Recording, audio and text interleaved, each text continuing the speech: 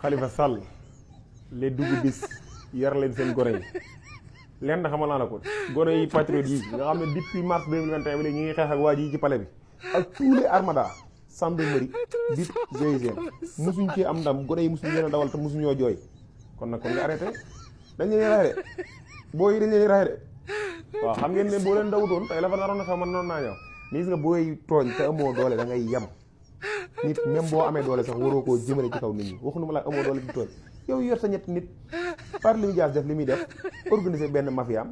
te waaw man ndakaaru gi noonu moo xamoon xaaral da koo réer attention patriote yi maanaam Sénégal li ëpp ci réew mi maanaam patriote lañ àndal président Ousmane Sonko lañ àndal kon képp lu waaye di def parce que manifestation yi li dafay am day leer loolu rek sondage la parce que ñi